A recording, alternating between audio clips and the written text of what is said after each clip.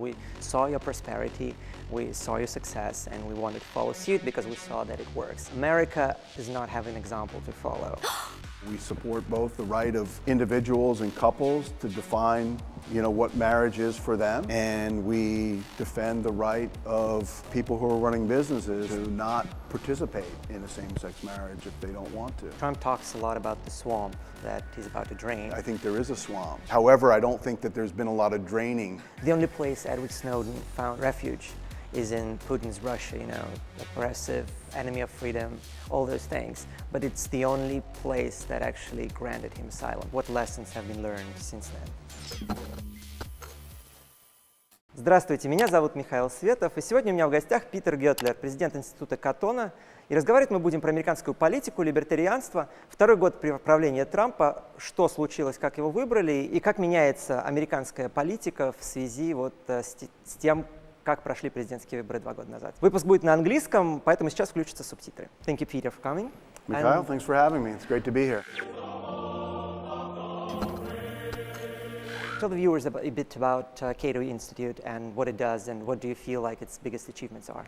Sure. Cato Institute was founded a little over 40 years ago in 1977, and it's a public policy research organization. In the US, we call that a think tank, but it engages in research, analysis, and advocacy for libertarian values, libertarian philosophy, and libertarian, public policy solutions. And we have a vision of free and open societies with, a great deal of individual liberty, economic freedom, and hence prosperity and, a very high level of civil harmony. And what would you pinpoint as your signature achievement of your work since the 70s? It's really the mainstreaming of libertarianism as a legitimate and respected political philosophy. Libertarians now have a seat at the table that they didn't have 40 years ago, and I think that's a very important achievement. And Cato Institute was funded by Murray Rothbard himself, right? It was actually co-founded by Charles Koch and Ed Crane, two noted libertarians in the United States. Murray Rothbard was involved in the early going, but Charles is a businessman who holds a libertarian philosophy as well, and much of his philanthropy is related to trying to advance the principles of individual liberty and freedom. Ed had come to Washington and saw that the American Enterprise Institute was an existing think tank that advocated for conservative principles. The Brookings Institution is probably the oldest and largest think tank in the United States, and that's generally seen as more of a liberal in the United States sense, more left-leaning, more associated with Democrats. And Ed really had the vision that libertarians needed to have a respectable voice, an organization that would develop and promulgate public policy solutions and research from the libertarian point of view. Who do you think today's most exciting libertarian in the United States? It's kind of hard to say because I don't think there's one dominant voice or a preeminent spokesperson for libertarianism the way it might have been, let's say, in decades past when Milton Friedman was seen as a very high-profile and credible libertarian in the United States. And a lot of people say, hey, where are we going to find the next Milton Friedman? But I think maybe we have to look at it a little bit in a different way. When I talked about Cato mainstreaming libertarianism, we now have respected and recognized libertarians or libertarian-leaning people serving in public office in the United States, which is relatively new. We have, Senator Rand Paul is clearly associated with the libertarian philosophy. Justin Amash, who people in Russia may be less familiar with, is a member of the House of Representatives, and he's probably the most libertarian, member of Congress. And I think that both of these gentlemen are seen as being very principled, which I think is important to basically for people to understand that libertarianism is a philosophy, and it's based on the principles and values of individual liberty and limited government. So to have people serving who are seen as upholding those principles in the Congress to the best of their ability is something that we didn't have in decades past when Cato was founded. Do you think the idea that libertarians may somehow take over the Republican Party in the future is something that is possible, or it's just a pipe dream? Around the time Cato was founded was when the Libertarian Party started in the early 70s, or maybe it was the late 60s. And there was a lot of hope that there was increasing disenchantment with the kind of two-party system, Republicans and Democrats, and that a third party was going to emerge, and it might be the Libertarian Party. But there are a lot of rules in American politics that really favor the duopoly of Democrats and Republicans. For example, it's very difficult for a third party or independent candidate to get in presidential debates. So that makes it hard for candidates that aren't Republicans or Democrats to get the kind of profile necessary to run for office successfully. And I think historically libertarians have felt more kinship with Republicans because Republicans have at least espoused, an idea of limited government. But I think that the intertwining of libertarians and conservatives hasn't necessarily served libertarians well in the United States. Because if you allow libertarianism to be defined as some kind of minority strain of conservatism, you're self-defining as a minority of half of the system. And so you're almost ensuring that you have perpetual minority status. And I also think, libertarians, philosophically, they recognize that we have as many areas of agreement and disagreement with Republicans as we do with Democrats. I mean, we really are very distinct, and I think libertarians defy categorization along the typical left-right, political spectrum. One of the great things about Cato, because it's one of the few organizations in Washington that is legitimately independent and nonpartisan and very principled, is that allows us to constructively engage with people across the spectrum. I think the biggest threat to the rule of law in the United States is the fact that we have degenerated into a very tribal political situation where you have Democrats and Republicans primarily identifying with their own group and demonizing the other group. And it causes people to not be objective about what politicians and policymakers who they may support are doing. What I encourage people to do, both Democratic friends and Republican friends, that preserving the rule of law is of utmost importance.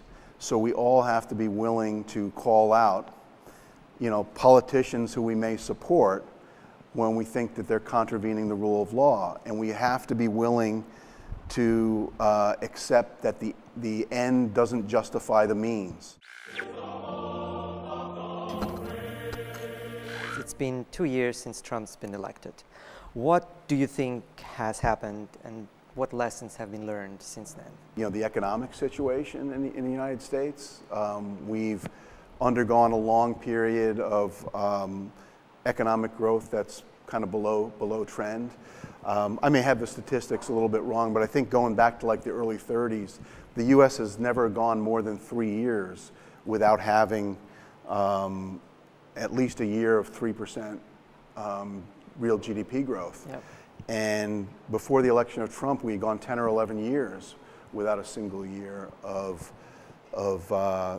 GDP growth of at least 3%. And I think that creates a lot of economic stress that exists. And I think that I see the rise of Trump as being a misdiagnosis of the issues or what's causing that economic underperformance. I see it as being related to the size of government, the increasing role of government, particularly in the regulatory space, the regulatory burden that has made robust economic growth more difficult. But yet, in the campaign, it emerged a lot of focus on immigration, a lot of focus on trade, and I think that's kind of scapegoating, some of the reasons. It's a lot easier to explain to people who are undergoing economic distress and maybe unemployed or underemployed that, oh, your job has been taken by someone overseas because of trade, or an immigrant has come in and taken your job. But I don't see that as the right diagnosis of cause and effect. But it's pretty simple for people to. That's a simple concept for people to understand. So they fall for it in some ways. But Trump is getting a lot of credit, or trying to get a lot of credit for the economic growth that is happening right now in the States. And you did get this year of over 3% growth in the U.S. under Trump. I think we tend to give politicians too much credit for good economic performance and too much blame for economic underperformance. But I think clearly there have been some policy decisions that have made a difference. Something that Cato's talked about for more than a decade is the fact that there's emerged global tax competition. You've had declines in corporate income taxes in most of the developed world, and the U.S. went from being kind of in a pretty average position in terms of corporate tax rate to having one of the highest in the developed world. So cutting that tax rate became a very important policy objective. That happened through the tax reform that was passed late last year. I mentioned the impact that I think the regulatory burden has had on curbing economic growth. And a part of the Trump agenda, policy agenda, has been deregulation and rolling back some of these regulations. And that, to me, actually has been a pleasant surprise, because that's not something that he talked a lot about. But he's a businessman. And that's what people ascribe it to. They say, particularly in real estate, he operated in an area where there was a lot of onerous, local regulation that had to be overcome to execute real estate projects. So he understands that. And so I think those things, you have to give some credit for the economic rebound to that.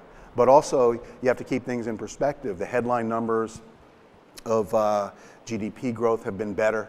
The job growth number, the increase in payroll employment each month has continued to be positive, although not that different from what it was in the last year or two of the Obama administration.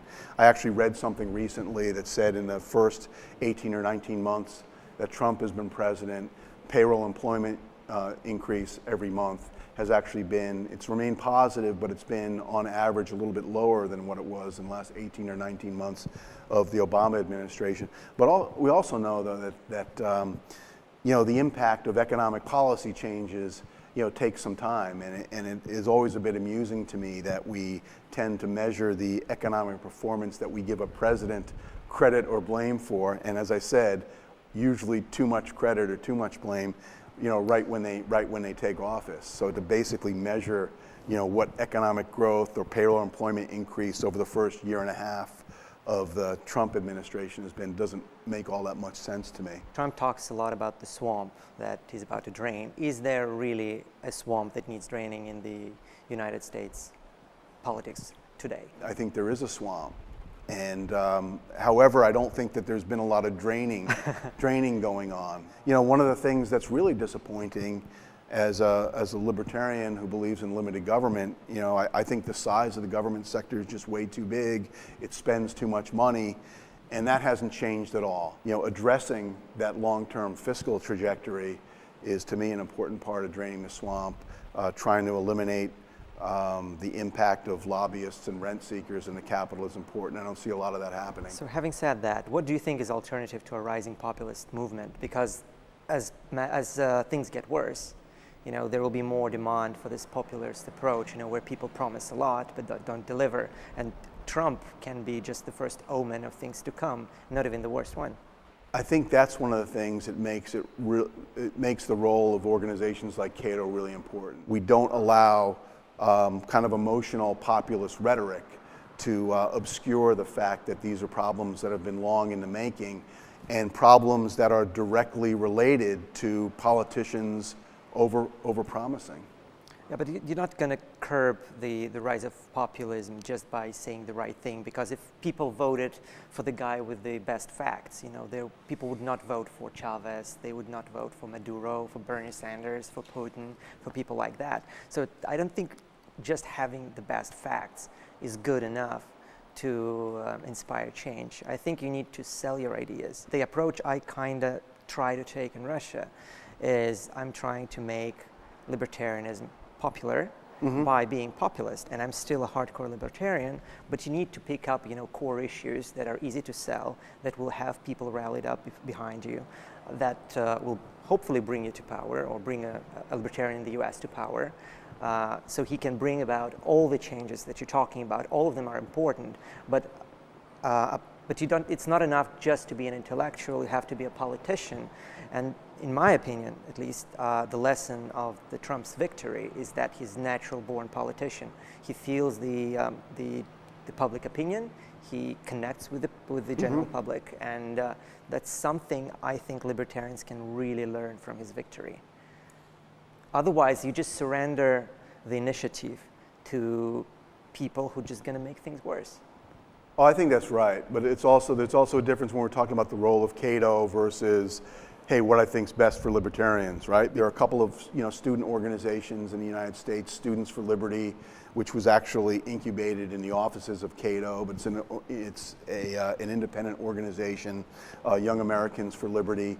These organizations have thousands of members. They have chapters on hundreds of campuses. They're an important part of the movement in speaking to young people, and they can do it in a way that's more exciting and more relatable. And I view our role as having important linkages with them and relationships with them, where we can provide some of the kind of intellectual ammo, or some of the materials that we can distribute through technology that makes their job easier, so they can be the retailers of these ideas on campus to young people, and we're more the wholesalers, while we're also the kind of intellectual and philosophical stewards of the ideas.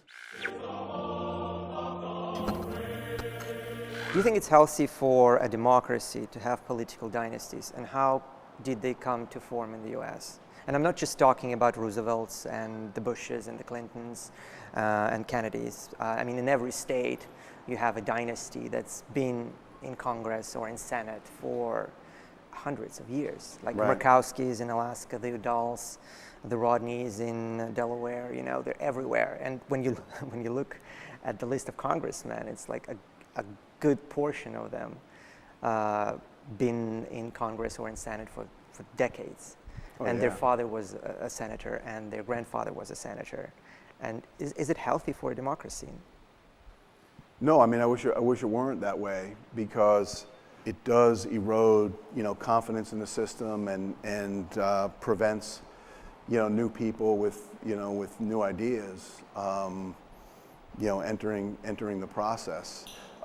It's really too bad that we have these people that are in Congress for decades. It happens even among people that I really like Ron Paul and Rand Paul. It's a dynasty, even though a small one. Yeah.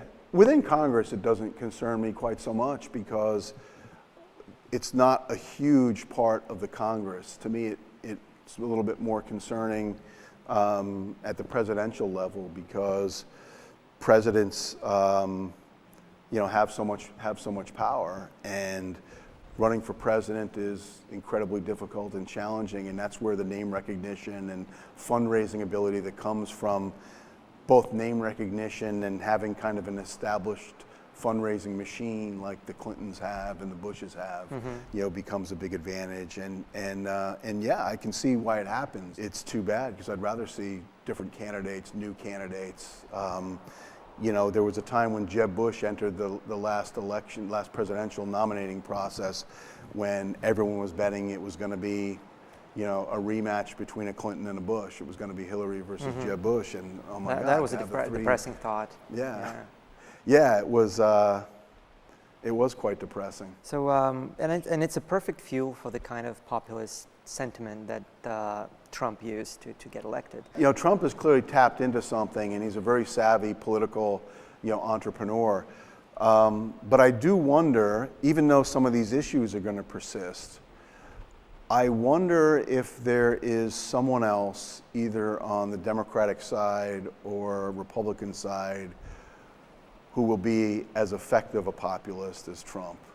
And that leads me to question whether this kind of rise of populism is going to be sustained, or whether it's going to pass, with the ending of the Trump era. He's a pretty unique individual, He is, and yeah. even people who are trying to tap into the same issues of immigration and trade, I'm not sure they're going to be able to pull it off as well. I think of any other of the kind of Republicans who you might think about being in the next wave of Republican presidential aspirants after Trump leaves office.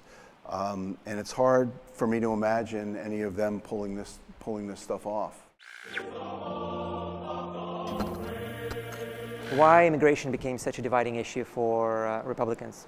There was data showing that in the election, the last American election, the areas where people cared the most about immigration as an issue wasn't necessarily where the most immigrants were, but it's where there was the most change so even from very low levels, but there was a change in the amount of immigrants living in those areas. So they weren't necessarily high immigrant levels, but an increased number of immigrants. And to me, that just indicates that, there's fear of change, natural human fear of change, fear of unknown, and a lot of what's going on now, economic changes, technological changes, against that backdrop, when people see their country changing in certain ways, it becomes frightening to them. Mm-hmm. I view trade and immigration more as scapegoats for other problems that have been created by the government. Most immigrants who come to the U.S. are coming to work, not to collect public assistance. Most immigrants are assimilating. They're not failing to assimilate. Mm-hmm. And what do you think about the rise of identity politics and the kind of identitarian argument that people make against rising immigration? That the right makes? The right and the left. There's this whole culture war thing going on right now. What do you think can be a libertarian answer to that problem? Well, there is a libertarian response that I think is implicit, in our philosophy. I mean, Cato was the only organization I'm aware of that filed a brief in the Supreme Court cases, both the case supporting same-sex marriage mm-hmm. and the case supporting the baker's right not to make a cake for a same-sex marriage. And those are both libertarian positions. And I think that it's intellectually honest as well, that we support both the right of individuals and couples to define what marriage is for them, mm-hmm. and we defend the right of people who are running businesses to exercise their freedom of conscience, and their own religious liberty to not participate in a mm-hmm. same-sex marriage if they don't want to. There's a lot of misconception about what the right is in the West as well as in Russia right now. So, and the way the left started phrasing the idea of the right as it became a privilege.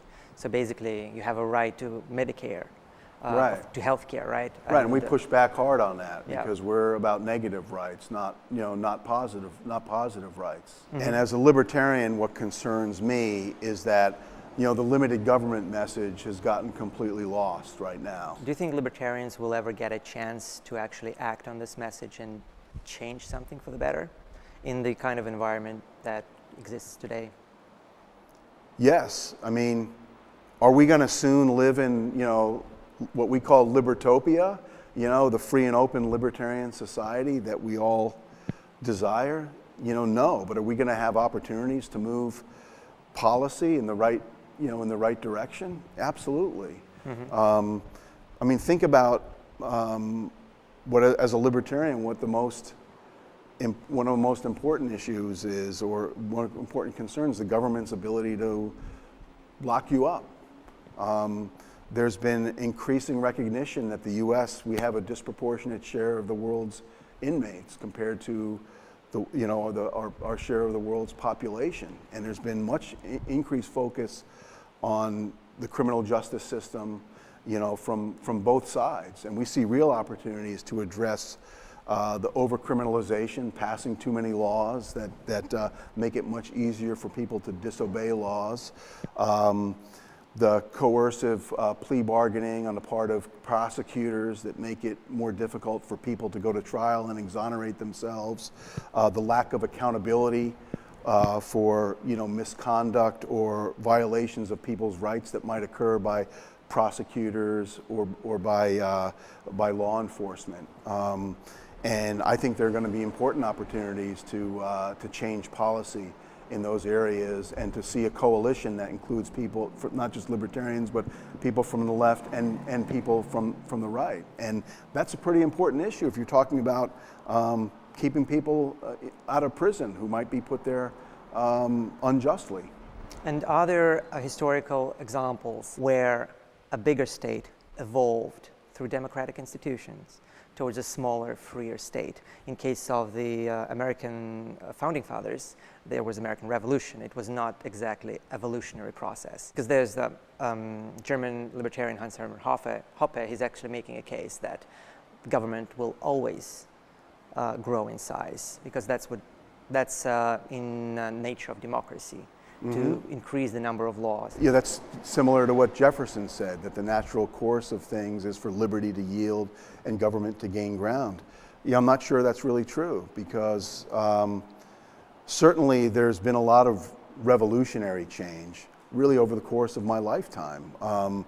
The world is much freer than it was when I was born.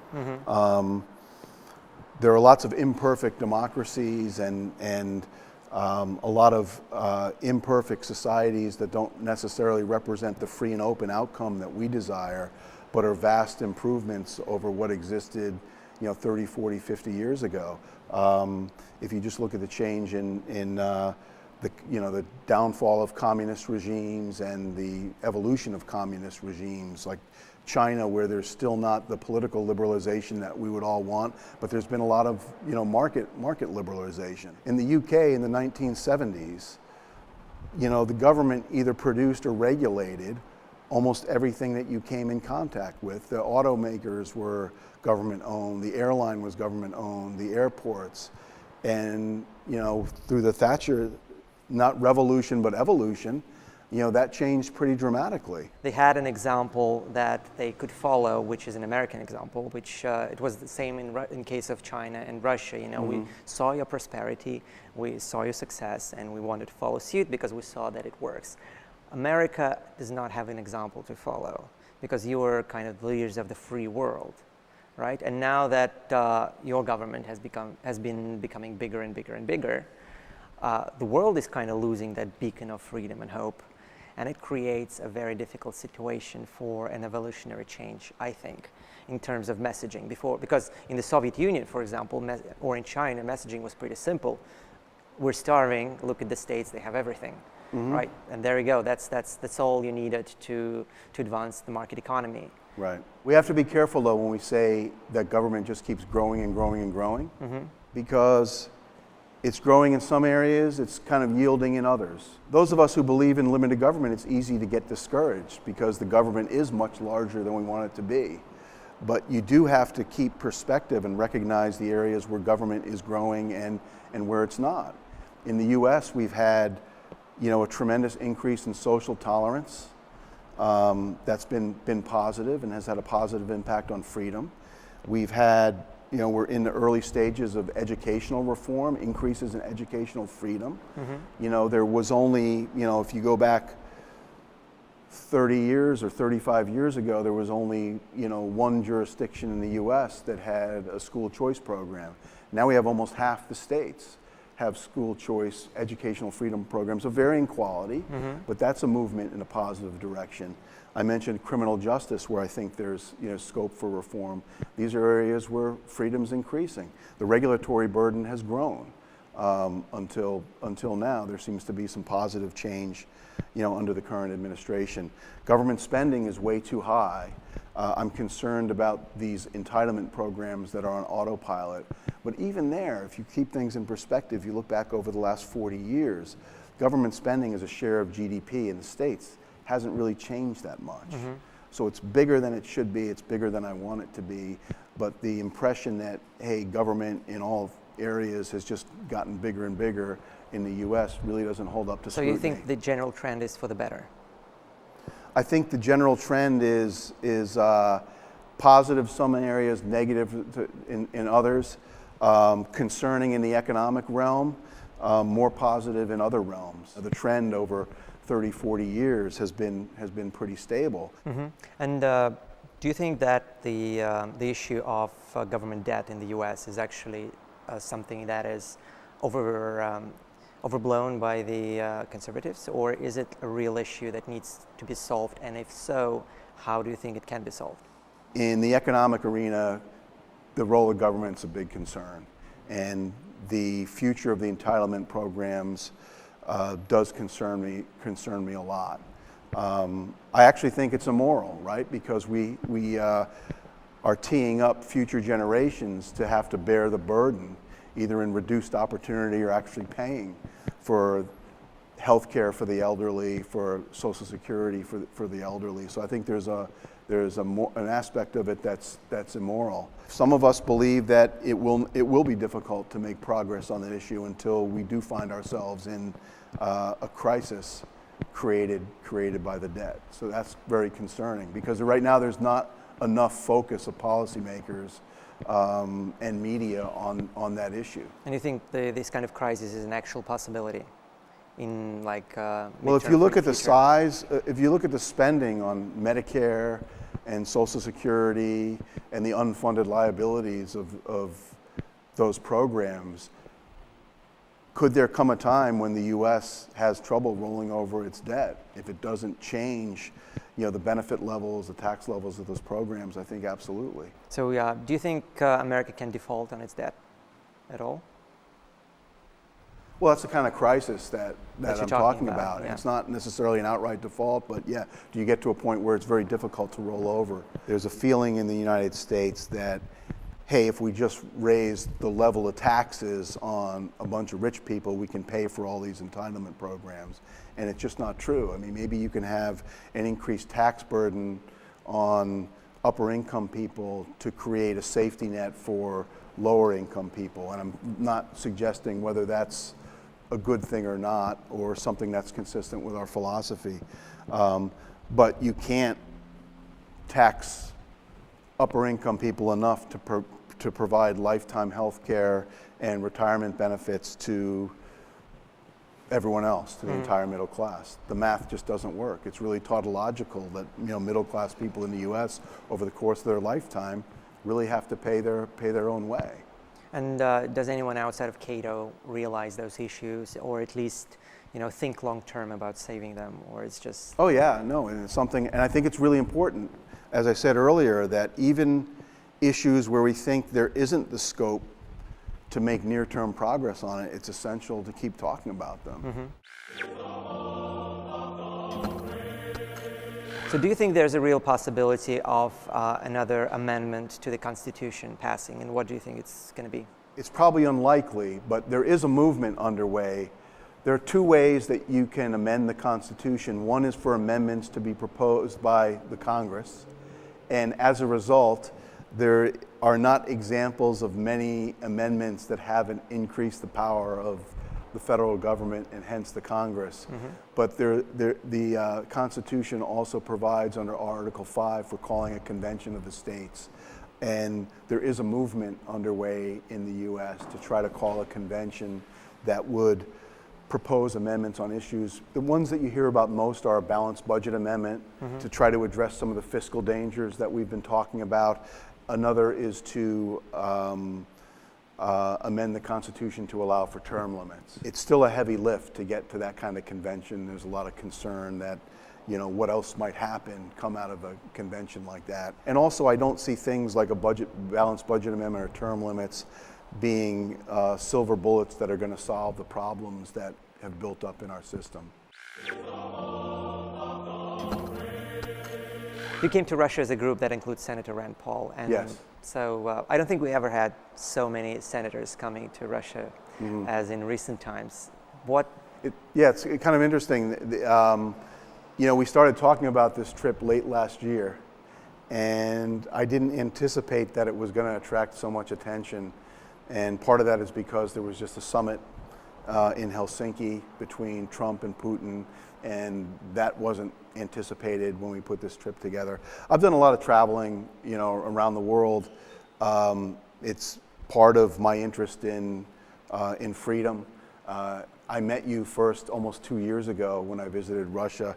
I find it essential. I try to be informed. I try to study what's going on in other countries, but you never really know until you visit a place what's happening and what the country is really like. But I also want to meet the people who are working to promote liberty, particularly in places that aren't particularly free, because I'm very inspired by them.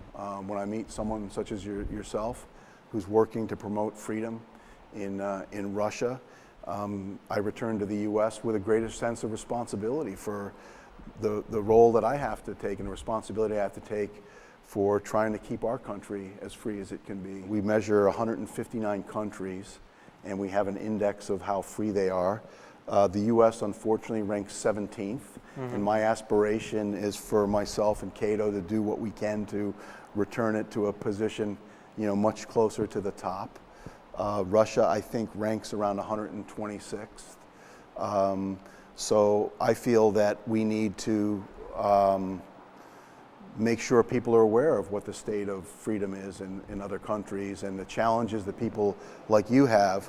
But I also agree with Senator Paul. I think one of Senator Paul's important objectives is that even if we disagree with what's going on internally in a country, even if a country is someone who we might see as or many people in the United States might see as a foe, or a geopolitical competitor, we still need to have dialogue. And I think that's why Senator Paul is here, both to learn more about the situation in Russia, but also to advocate for dialogue and communication between the two countries. We have two countries that between them possess most of the nuclear weapons in the world. We have two countries whose militaries are in relatively close proximity to each other in the Middle East, and we all know instances in history of accidental wars or wars that shouldn't have been fought because of misunderstandings or miscommunications. And to the extent you have open dialogue,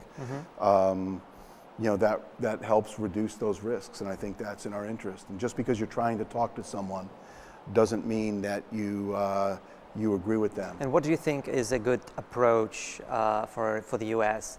towards the country like Russia? I mean, yes, having dialogue is great, but I don't think there's another reset button coming anytime in the future, right? I mean, you learn from your mistakes. I think that's true, but having communication, particularly on that does help reduce the risks of it also, just like these walls develop, right? And it does end up increasing the odds of confrontation over time, and I think it's important to diffuse that.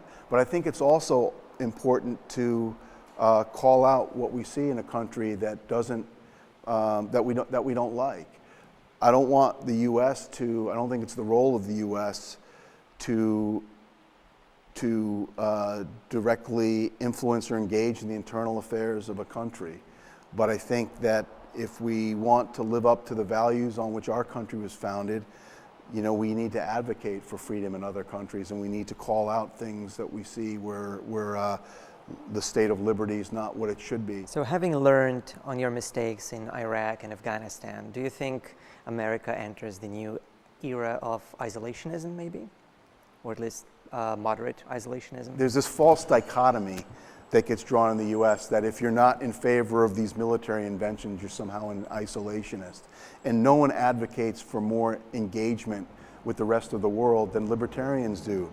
Free and open trade, less restriction on migration, and those are the things that really do, I believe, counteract the competition and the conflict that can sometimes build up. It makes military confrontation less likely. I believe that it also helps engender freedom around the world, because trade helps people become more prosperous, which I think makes them aspire to a higher degree of freedom in their lives. For example, for decades, the United States had a ban against Americans traveling to Cuba. And I think that's counterproductive. First of all, as an American, I think I should have a right to travel to any country that will allow me to travel there. It's not for my government to tell me I can't go somewhere. But also I think that when people in countries that are not free see free and prosperous people visiting, they often say, hey, I want some of that. And that helps ignite, movements for freedom around the world. It helped ignite movement for freedom in the Soviet Union as well, because people saw those tourists coming from the States, from Europe. Absolutely. And, they were so much better off than the local population.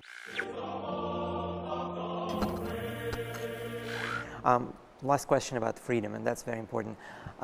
So why American dissidents like Edward Snowden do not have any real support from American politicians? And how come Edward Snowden, the only place Edward Snowden found refuge is in Putin's Russia, oppressive, enemy of freedom, all those things. But it's the only place that actually granted him asylum. How is that possible? When it happened, it's just, I was sad and disappointed. As an American, that makes me sad as well. So there are people who call him a hero. I'm not sure whether he is or not, because I don't know his motivation. I think some people also feel that they're unsure of what other information he might have divulged to foreign governments.